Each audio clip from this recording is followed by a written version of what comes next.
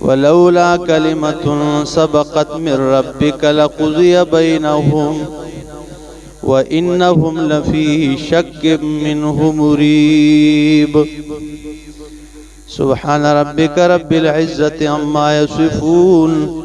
وسلام على المرسلين والحمد لله رب العالمين۔ انتہائی معزز سامعین، سورۃ ہود آیت نمبر 110 آپ کے سامنے تلاوت کی۔ پارہ نمبر 12 میں سے اب یہاں سے یہ ایک سوال مقدر کا جواب ہے، جیسے یہود اور اس قسم کے لوگوں نے کہا یہ قرآن اگر واقعی اللہ کی کتاب ہے تو اس میں اختلاف کیوں کیا گیا؟ یہ ایک اعتراض تھا، سوال تھا کہ اگر یہ اللہ کی کتاب ہے تو اس میں اختلاف کیوں کیا لوگوں نے، سب لوگوں نے مانا کیوں نہیں؟ اس کے جواب میں اللہ رب العزت نے حضرت موسیٰ علیہ السلام کی کتاب اور ان کو ملنے والی توریت کے متعلق فرمایا کہ یہ صرف قرآن مقدس میں اختلاف نہیں کیا گیا، بلکہ یہ اختلاف حضرت موسیٰ علیہ السلام کو ملنے والی کتاب توریت میں بھی لوگوں نے کیے، اس کو بھی کسی نے مانا اور کسی نے نہیں مانا۔ اور اس میں جناب رسول اللہ صلی اللہ تعالی علیہ وسلم کے لیے تسلی بھی تھی کہ اگر یہ لوگ اس قسم کے اعتراض کرتے ہیں تو حضرت موسیٰ علیہ السلام کو جو کتاب ملی تھی اس میں بھی لوگوں نے کیا کیا تھا؟ اختلاف کیا تھا۔ تو فرمایا وَلَقَدْ آتَيْنَا مُوسَى الْكِتَابَ، اور البتہ تحقیق دی ہم نے موسیٰ علیہ السلام کو کتاب، فَاخْتُلِفَ فِيهِ، پس اس میں بھی اختلاف کیا گیا، وَلَوْلَا كَلِمَةٌ سَبَقَتْ مِنْ رَبِّكَ، اور اگر بات طے شدہ نہ ہوتی تیرے رب کی طرف سے، لَقُضِيَ بَيْنَهُمْ، ان کے درمیان فیصلہ فرما دیتا، ان پہ عذاب آ کے ختم ہو جاتے اگر فیصلہ طے نہ ہو چکا ہوتا۔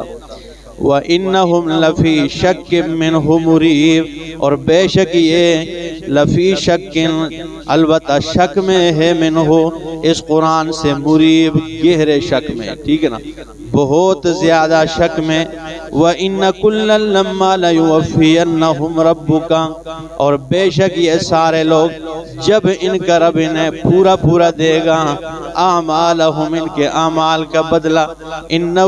بما یعملون خبیر، بے شک اللہ رب العالمین جو یہ اعمال کرتے ہیں خبیر، خبر رکھنے والا ہے، ہر چیز کی خبر رکھنے والا ہے۔ فاستقم کما امرتا، فاستقم سیدھا رہ میرا پاک پیغمبر، کما امرتا جس طرح آپ کو حکم دیا گیا ہے، ومن تاب معک، اور ان کو بھی یہ دعوت دے، سیدھا رہنے کی دعوت دے، تاب معک جنہوں نے توبہ کی ہے آپ کے ساتھ ملنے والے، ولا تطغوا، اور حد سے تجاوز نہ کرو، انہ بما تعملون بصیر، بے شک اللہ رب العالمین جو تم اعمال کرتے ہو بصیر، دیکھنے والا ہے، وہ دیکھنے والا ہے، ٹھیک ہے نا۔ وَلَا تَرْكَنُوا إِلَى الَّذِينَ ظَلَمُوا، اور وَلَا تَرْكَنُوا میرا پاک پیغمبر جھکاؤ اختیار نہ کریں، إِلَى الَّذِينَ ان لوگوں کی طرف، ظلموا جنہوں نے ظلم کیا ہے، فَتَمَسَّكُمُ النَّارِ، اگر ان کی بات مان کر آپ نے ذرا بھی جھکاؤ اختیار کر دیا، فرمایا فَتَمَسَّكُمُ النَّارِ، آگ تمہیں چھو جائے گی۔ اگر ظالموں کی بات کے سامنے تھوڑا سا بھی آپ جھکاؤ آپ نے اختیار کیا، ترکنو، ٹھیک ہے نا، یہ تھوڑا سا جھکنے کو کہتے ہیں، رکوع کو رکوع اس لیے کہتے ہیں کہ اس میں تھوڑا سا جھکنا ہوتا ہے، اور سجدے میں پھر پورا انسان جھک جاتا ہے،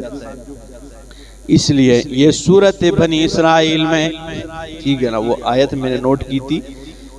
کون سی آیت ہے، اس میں اس سے بھی واضح الفاظ میں اللہ رب العزت نے اس چیز سے منع فرمایا۔ یہ سورہ بنی اسرائیل آیت 74 میں اور پارہ نمبر 15 ہے، سورہ بنی اسرائیل آیت 74۔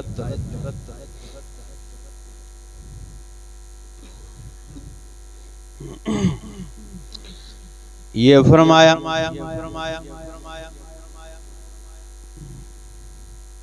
میرا پاک پیغمبر اگر ہم آپ کو پکا نہ کرتے، اگر ہم آپ کے قدم مضبوط نہ کرتے، تو فرمایا آپ ان لوگوں کی طرف جھکاؤ اختیار کر دیتے، لیکن لقد کدت ترکن الیہم شیئا قلیلا، میرا پاک پیغمبر اگر آپ ان کی طرف ذرا بھی جھکاؤ اختیار کر دیتے، معمولی سا بھی آپ ان کی طرف کیا کرتے، ذرا جھکاؤ اختیار کر دیتے، تو میرا پاک پیغمبر ہم آپ کو اذا لأذقناک ضعف الحیات وضعف الممات، میرا پاک پیغمبر آپ کو بھی دگنی سزا مل جاتی،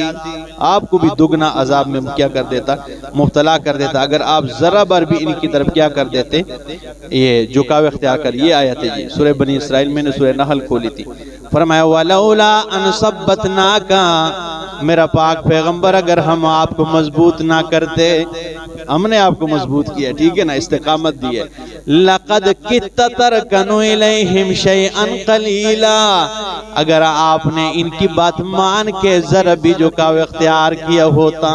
معمولی سا بھی آپ جھک جاتے، ان کی بات مان لی۔ آج اگر کوئی بات ٹھیک ہے نا استقامت پہ کھڑا ہو جائے تو لوگ کہتے ہیں کسی دی گل سندا ہی کوئی نہیں، ٹھیک ہے نا، تو فرمایا اگر لقد کدت ترکن الیہم شیئا قلیلا، آپ ذرا بر بھی ان کے سامنے جھکاؤ اختیار کر دیتے، اذا لأذقناک ضعف الحیات وضعف الممات، آپ کو دنیا اور آخرت میں دگنی سزا مل جاتی۔ تو اللہ کے رسول صلی اللہ علیہ وسلم سے تو اس قسم کی کوئی کوتاہی کا تصور بھی نہیں پیدا ہو سکتا ہے، لیکن یہ سنایا ہمیں جا رہا ہے کہ ایسا کوئی موقع آ بھی جائے نا تو پورا گاؤں اور محلہ ایک طرف ہو جائے تو استقامت کے ساتھ ایک بندہ ڈٹ کر کھڑا ہو جائے، وہی عظیم شخص کہلاتا ہے، ٹھیک ہے نا۔ اس لیے تو یہاں سورۃ ہود میں کیا فرمایا، میرا پاک پیغمبر وَلَا تَرْكَنُوا إِلَى الَّذِينَ ظَلَمُوا، ظالموں کی طرف آپ نے جھکاؤ اختیار نہیں کرنی ہے، ٹھیک ہے نا، جنہوں نے ظلم کیا، فَتَمَسَّكُمُ النَّارِ، تمہیں آگ چو جائے گی، وَمَا لَكُم مِّن دُونِ اللَّهِ مِنْ أَوْلِيَاءَ، نہیں ہے تمہارے لیے اللہ کے علاوہ کوئی مددگار، ثُمَّ لَا تُنصَرُونَ، پھر تمہاری مدد نہیں کی جائے گی، وَأَقِمِ الصَّلَاةَ طَرَفَيِ النَّهَارِ، اور نماز قائم کرو طرفَيِ النَّهَارِ، دن کے اطراف میں، وَزُلَفًا مِّنَ اللَّيْلِ، اور رات کی گھڑیوں میں، رات کی ابتدائی ٹھیک ہے نا اطراف میں۔ اب دن کے اطراف کون سے ہیں؟ فجر یہ دن کے ایک طرف ہے، اور اسی طرح عصر یہ بھی دن کا ایک طرف ہے، اور وَزُلَفًا مِّنَ اللَّيْلِ یہ عشاء اور مغرب کی نمازیں، پانچوں نمازوں کی طرف اس میں کیا ہے؟ اشارہ ہے۔ اِنَّ الْحَسَنَاتِ يُذْهِبْنَ السَّيِّئَاتِ، بے شک نیکیاں جو ہیں يُذْهِبْنَ السَّيِّئَاتِ گناہوں کو مٹا دیتی ہیں، ذَلِكَ ذِكْرَىٰ لِلذَّاكِرِينَ، یہ نصیحت ہے للذاکرین، نصیحت حاصل کرنے والوں کے لیے، وَاصْبِرْ فَإِنَّ اللَّهَ لَا يُضِيعُ أَجْرَ الْمُحْسِنِينَ، صبر کر میرا پاک پیغمبر، بے شک اللہ رب العالمین لا یضیع، ضائع نہیں کرتا ہے، اجر المحسنین، احسان کرنے والوں کے اجر کو ضائع نہیں کرتا ہے۔ فَلَوْلَا كَانَ مِنَ الْقُرُونِ، پس کیوں نہیں ہے من القرون، بستیوں میں سے، قوموں میں، من قبلکم، تم سے پہلے، اولو بقیت، عقل والے، تم سے پہلے گزرے قوموں میں عقل والے کیوں نہ بنے؟ اللہ فرماتی کیوں ایسا نہیں ہوا کہ ان میں عقل والے پیدا ہوتے؟ بقیت، عقل کے ساتھ اس بات کو اس لیے جوڑا ہے کہ ایسی ایک چیز کہ جس کو باقی رکھا جاتا ہے، باقی ہر چیز اس پہ قربان کر دی جائے، آخر کار اسے باقی رکھا جائے، تو یہ عقل و دانش ہی ہے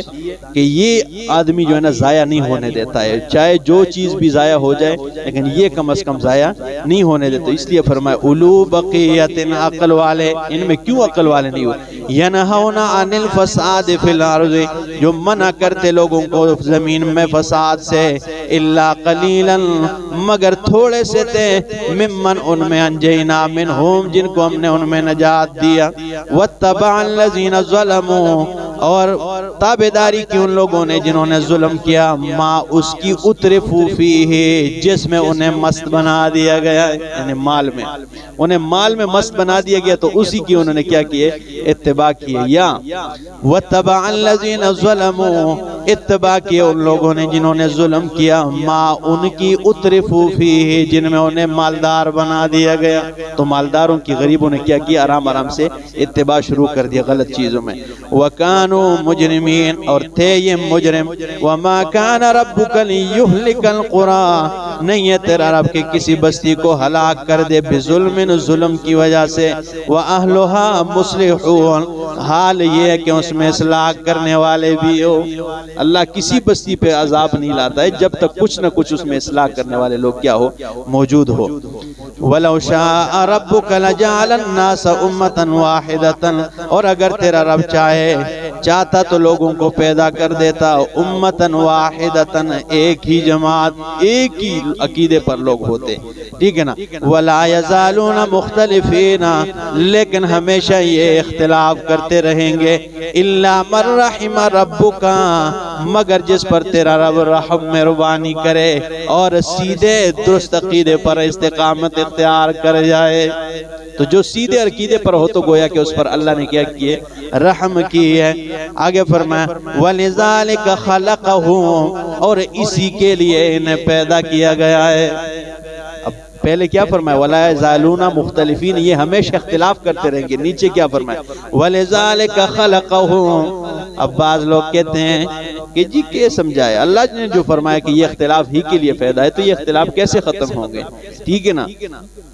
یہ بات غلط ہے، یہ قرآن کی ایک آیت کے ساتھ پھر اس کا ٹکراؤ لازم ہو جائے گا کہ اللہ رب العالمین نے سورۃ الذاریات کے آخر میں فرمایا وَمَا خَلَقْتُ الْجِنَّ وَالْإِنسَ إِلَّا لِيَعْبُدُونَ میں نے جن و انسان کو اپنی عبادت کے لیے پیدا کیا ہے۔ اب یہ آیت ٹکراؤ میں آ جائے گی اگر یہ اس کا یہ معنی کرے کہ وَلِذَلِكَ خَلَقَهُمْ اسی اختلاف کے لیے انہیں پیدا کیا گیا ہے، ادھر تو اللہ فرماتے میں نے عبادت کے لیے پیدا کیا، یہاں پہ کیسے؟ تو اس کے دو توجیہات علماء کرتے ہیں، آیت کو سمجھے،